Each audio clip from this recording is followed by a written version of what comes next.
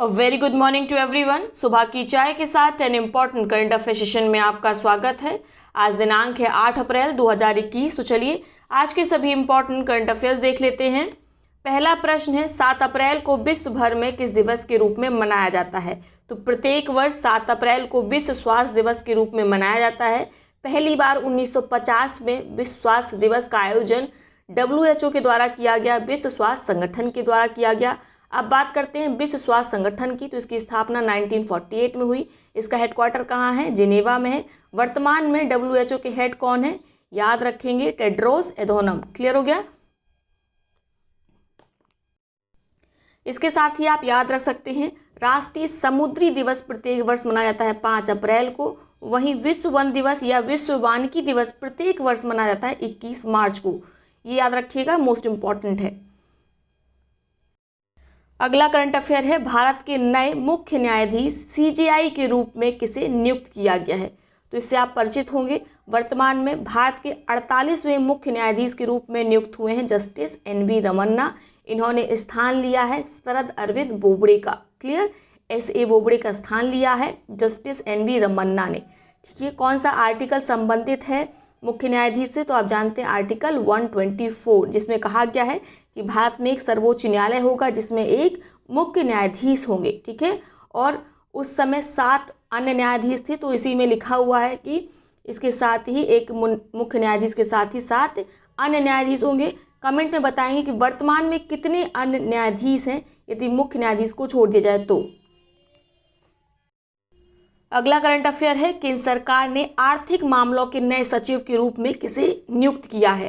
तो इनका नाम है अजय सेठ, जिन्हें बनाया गया है आर्थिक मामलों का नया सचिव। इन्होंने स्थान लिया है तरुण बजाज का। तो अब तरुण बजाज क्या बन गए हैं? अब पहले ये थे आर्थिक मामलों के नए सचिव थे, लेकिन अब आर्थिक मामलों के नए सचिव तो बन गए अजय सेठ। तो वर्तमान में तरुण सेठ को बनाया गया है राजस्व मामलों का नया सचिव। याद रखिएगा, पूछा जा सकता है। ठीक है, राजस्व मामलों के नए सचिव बने हैं तरुण बजाज और अजय सेठ बने हैं आर्थिक मामलों के नए सचिव। क्लियर? नेक्स्ट है, टोक्यो ओलंपिक 2021 से हटने वाला पहला देश कौन बन गया है? तो पहले बात करते हैं टोक्यो ओलंपिक्स के बारे में। इसे समर ओलंपिक भी कहा जाता है। ठीक है, और इसका आयोजन वर्तमान में यानी 2021 में होना है टोक्यो जापान में। कब से कब तक होगा? जुलाई और अगस्त के बीच में होगा। लेकिन उत्तर कोरिया ने इसमें भाग लेने से मना कर दिया है। कारण बताया, कोरोना वायरस। क्लियर हो गया? नेक्स्ट प्रश्न है, किस राज्य सरकार ने छात्रों के लिए मासिक माइक्रो छात्रवृत्ति योजना शुरू की है? ऐसा करने वाला वह पहला राज्य बन गया है। तो ऐसा करने वाला वह पहला राज्य बन गया है सिक्किम, जिसने अपने राज्य के छात्रों के लिए मासिक माइक्रो छात्रवृत्ति योजना शुरू की है। ठीक है, इसमें लाभान्वित होने वाले छात्र कक्षा 1 से लेके कक्षा 12 तक के होंगे। उनको डायरेक्ट पारदर्शी रूप में छात्रवृत्ति प्रदान की जाएगी। इसके लिए सिक्किम राज्य सरकार ने समझौता किया है। समझौता किसके साथ किया गया है? अरबिंदो सोसाइटी के साथ। क्लियर हो गया? अगला प्रश्न है, टेबल टेनिस के पूर्व इंटरनेशनल खिलाड़ी का 68 साल की उम्र में निधन हो गया। इनका नाम क्या है? तो इनका नाम है सुहास कुलकर्णी। मोस्ट इंपॉर्टेंट, इसको लगा लीजिए। ये पूछा जाएगा कि हाल ही में सुहास कुलकर्णी का कोरोना के कारण निधन हो गया। ये किस विधा से जुड़े थे? तो आपको याद होना चाहिए, ये खेल से जुड़े हैं। और खेल में किस विधा से? टेबल टेनिस से। क्लियर हो गया? इसके साथ याद रख सकते हैं 2019 में ही national master table tennis championship का खिताब इन्होंने अपने नाम किया था। ठीक है, और 68 वर्ष की उम्र में इनका वर्तमान में निधन हो गया है, सुहास कुलकर्णी। क्लियर हो गया? नेक्स्ट है, किस मंत्रालय ने दुर्लभ बीमारियों के लिए राष्ट्रीय नीति 2021 को मंजूरी प्रदान की है? तो मंत्रालय का नाम है स्वास्थ्य और परिवार कल्याण मंत्रालय, जिसने हाल ही में दुर्लभ बीमारियों के लिए राष्ट्रीय नीति 2021 को मंजूरी दी है। इस नीति में प्रारंभिक जांच और दुर्लभ बीमारियों की रोकथाम पर ध्यान केंद्रित किया जाएगा। साथ में स्वास्थ्य केंद्रों की स्थापना की जाएगी। इसमें 8 बीमारियों को टारगेट किया गया है। उसी के आधार पर स्वास्थ्य केंद्र स्थापित किए जाएंगे, वहाँ पर प्रारंभिक जांच होगी। साथ में प्रयास किया जाएगा कि इस तरह की दुर्लभ बीमारियों की रोकथाम किस प्रकार की जाए, इसके लिए एक रणनीति बनाई जाएगी। क्लियर हो गया? अगला प्रश्न है, हाल ही में मियामी ओपन खिताब 2021 किसने जीता है, किसने अपने नाम किया है? तो इनका नाम है पोलैंड के हैं ह्यूबर्ट हरकज, इन्होंने मियामी ओपन 2021 का खिताब अपने नाम किया है। हराया किसको है? जेनिक सिनर को। ठीक है, मियामी ओपन खिताब का आयोजन कहाँ किया गया? फ्लोरिडा में, याद रखेंगे।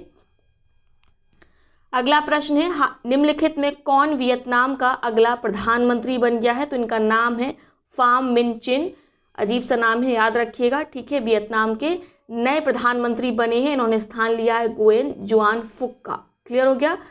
वहीं बात करें वियतनाम की, तो आप जानते हैं यह एक साउथ ईस्ट एशियन कंट्री है जिसकी कैपिटल है हनोई और इसकी करेंसी है वियतनामी डोंग। क्लियर हो गया। नेक्स्ट प्रश्न है अटल इनोवेशन मिशन के लिए एक नए मिशन निदेशक के रूप में किसे नियुक्त किया गया है?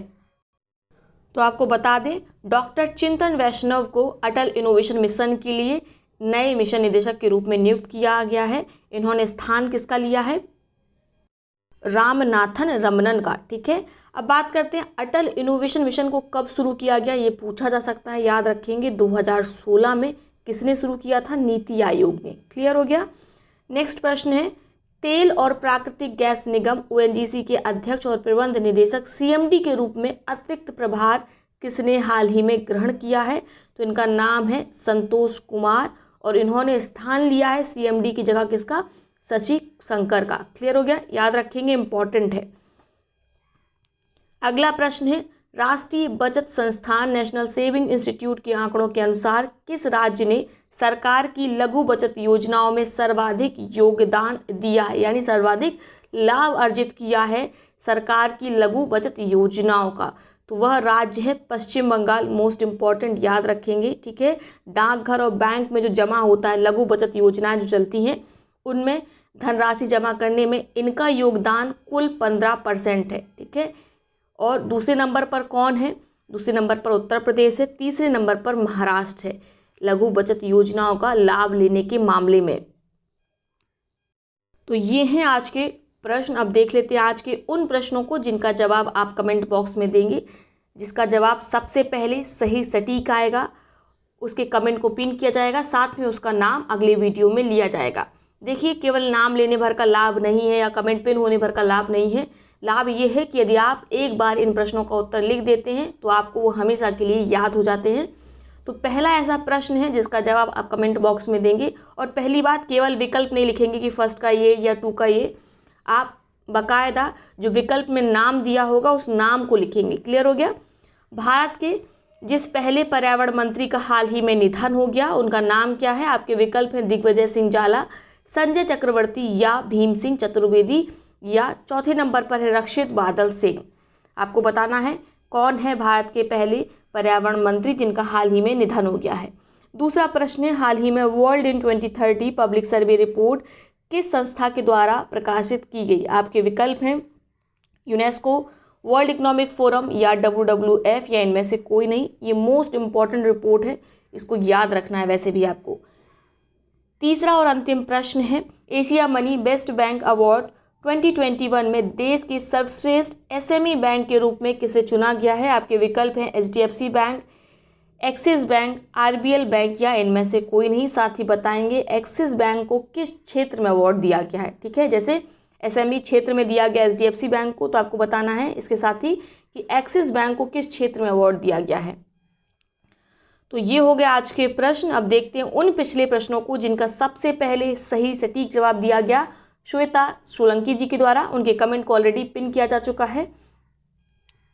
पहला प्रश्न था विश्व शहर सांस्कृतिक मंच की बैठक में शामिल होने के लिए भारत से कौन जा रहे हैं? तो भारत से लंदन जा रहे हैं अरविंद केजरीवाल।